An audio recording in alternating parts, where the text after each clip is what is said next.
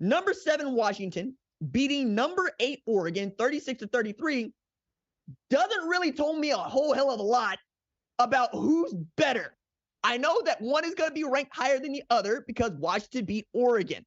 But that game was the best game that I have seen since OU Texas last week, right? And as I have friends on both sides of this ridiculous rivalry, I got to tell you that there was more than just their feelings at stake here, because we're talking about the first time that these two programs who've been playing for over 100 years had been ranked inside the top 10 together and 5-0 together when they were playing each other. And for two fan bases that can't stand one another, you can't imagine how badly each one of them wanted to win this one. And what I found most interesting about this is that Michael Penix Jr.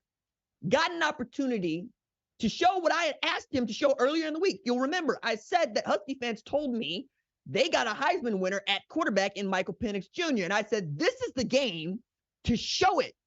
And my goodness, did he ever. Now, I can look at the stats and we could do the box score thing, 22 of 37 for 3 OT with 4 TDs and a pick.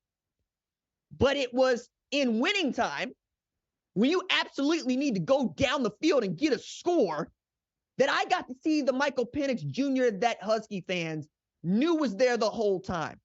I got to see the guy that was just looking for one more opportunity to get on the field to try to go get his team 6, to try to go win this thing in regulation for the Huskies in front of the Yacht Club in Seattle against the hated Oregon Ducks. And my goodness, he did not squander the opportunity. He also got a lot of help. Dylan Johnson playing outside of his mind at tailback. Rome Odunze out there absolutely putting on. Giles Jackson putting on. I was so impressed by what Chuck Morrell was able to do with this defense. I wasn't talking about Washington defense. Nobody was talking about Washington's defense. I picked Oregon because I thought Oregon was the more complete team, the balanced team, the team that could run the ball, pass the ball, and stop you. And not for nothing, but the Duck defense answered the bell. Troy Franklin ought to be a Blitnikoff Award finalist. He had 7 catches for like 149 in this game. Bo Nix was operating. Bucky Irving, Jordan James, doing everything they know how to do.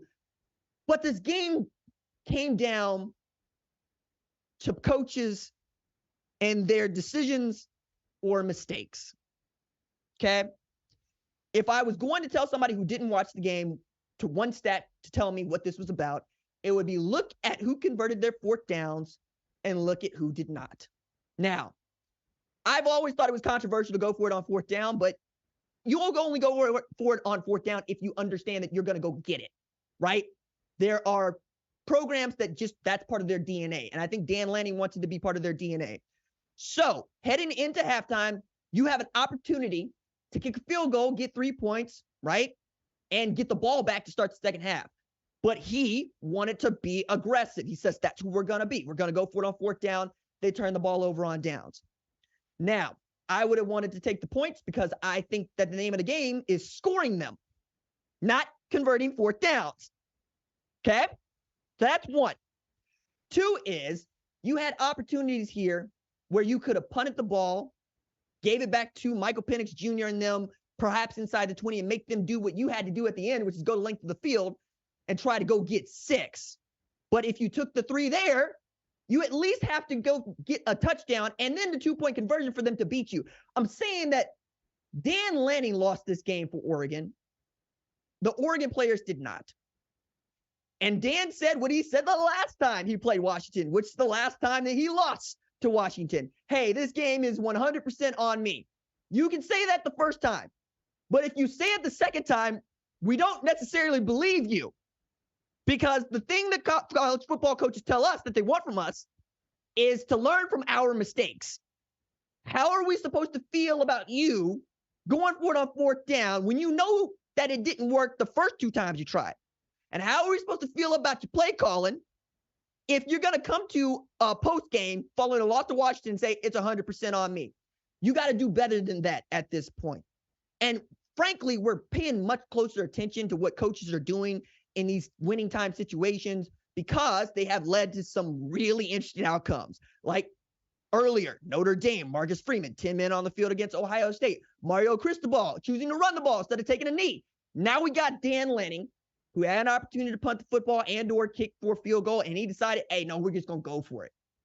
No, dog, that's just not going to work, especially when you got these dudes playing out of their minds and you're on the road. You are not in Austin. You are in a hostile environment where those dudes can't hear themselves think. And you're asking them to go and get it when they have shown that they're not going to go and get it. And then you run out the field goal kicker who's got to be thinking, hey, man, you didn't trust me all game. You trust me now? How am I supposed to be confident in my ability to go kick a field goal if you only want me when you want me? Again, when we're talking about playing the game at this level with 18 to 23-year-olds, you really got to get back into that psyche. They have to be confident. They have to believe in what they're doing. You have to give them that confidence. And I feel like field goal kicker, place kicker for the Ducks had that confidence. But I was very impressed with Oregon, right? It was the same team that beat Colorado 42-6. It was the same team that I thought was going to be nip and tuck with Washington. But Washington found a way. Ryan Grubb put Michael Penix Jr. in a great spot there. And even as, I'm not sure what he's fighting through, but he was clearly fighting through something, right? We could see him grabbing at his chest, going out there trying to warrior his way through this. And if you don't know about Michael Penix Jr.'s story by now, you live under a rock. But suffice to say, he's blown out his knees twice. He was up and down in Indiana. He transferred to Washington because Kalen DeBoer, and he had it going there for a little bit in 2020 when he was at Indiana, right? 2019, 2020. And thought maybe they could do something. And then Ryan Grubb went to interview for the job at Alabama, ends up staying at Washington. Chuck Morrell and William Ing, they end up getting this defense up and going. And they're able to run it back like they did last year. And now they're in a position to win the Pac-12 championship. Like, that's who they are to me right now. They are the dominant team in the Pac-12. It's theirs to lose as far as I'm concerned, because they show me everything I need to see against Oregon. Now, they might get to play Oregon once again in the Pac-12 championship because Oregon still has a way to get there. USC's on its schedule. Remember, I told you that USC is undefeated. But again, if you're a Washington fan, I don't know that you're going to feel better. As a matter of fact, if you are still out there having a good time, please have another beverage for your mans, because I understand what it means to win this type of game against your enemy.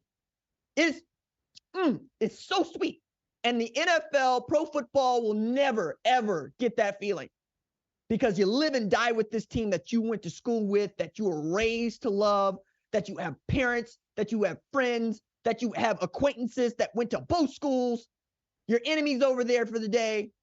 Your friends are over here for the day. And you get to celebrate this very sweet win that was nip and tuck the whole way.